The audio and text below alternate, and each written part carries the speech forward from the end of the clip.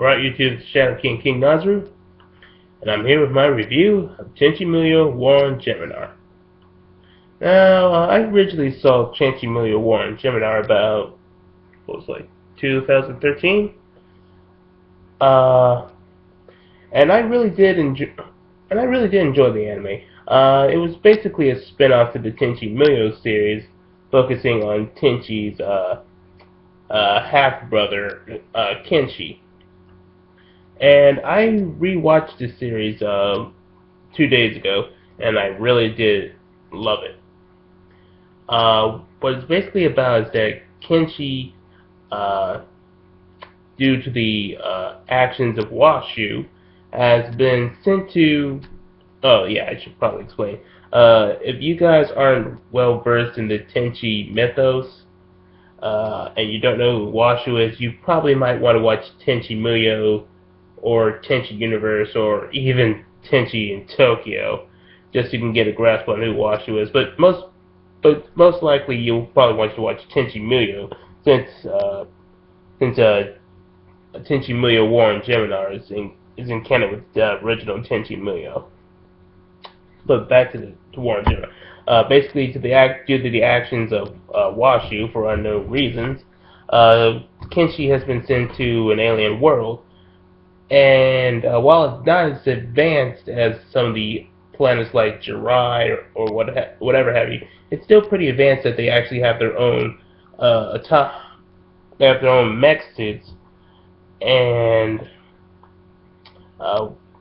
these groups tell the Kenshi that they'll get him back to his home world if they manage to help him kill the Empress, who is this little girl.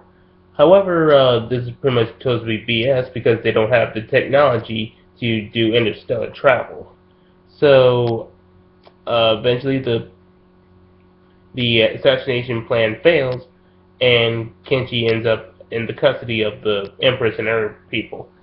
However, Kenshi switches sides and helps the Empress.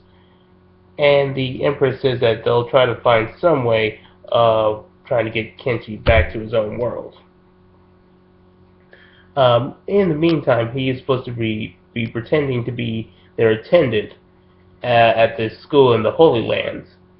And yes, naturally being a Tenchi Muyo series, it's naturally a harem anime, and all the girls do fall for Kenshi. Kenshi. The whole schoolgirls fall for Kenshi, even the what was her name?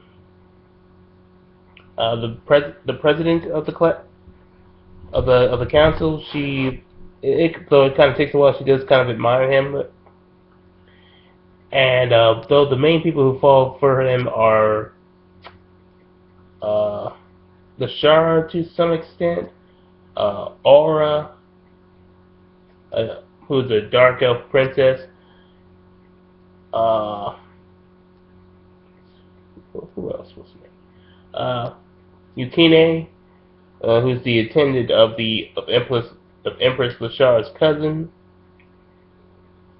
Let's see, Messiah, who has a really freakish dominatrix fetish for him, and it's kind of creepy.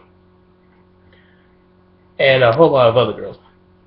And all of them are pretty interesting in their own rights. Messiah being very sexually active, yet having some bit of insight have some bit of wisdom and insight on certain things, like how she feels that it's kind of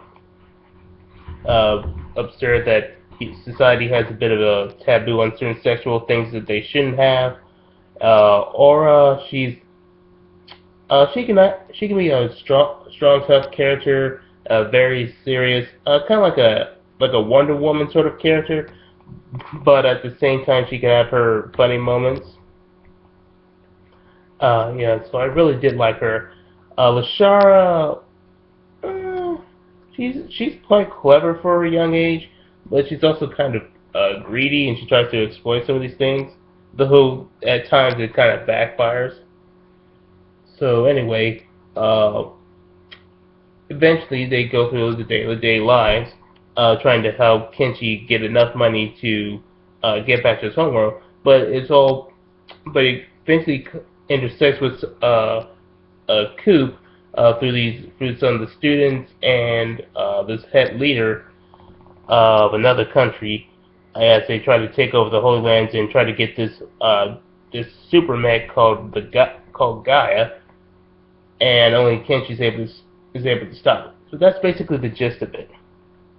So it does have a lot of great actors like some of the alumni from Rosario Vampire like Tia Ballard, Colin Clickenbeard, uh, Lydia McKay, uh,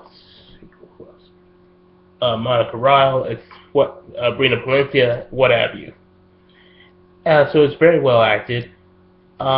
Even I'd say just like the best dubbing for the Tenchi Muyo series. Though then again, we didn't have much competition from the others because uh, the original Tenchi series was done by the Pioneer dub, and that was during the 90s, and we all know the 90s was not a good decade for dubbing. No, no, sir, indeed. And then we had Tenchi Muyo GXP, which as a series in itself was kind of I didn't care all that much for it. But it did have some good acting.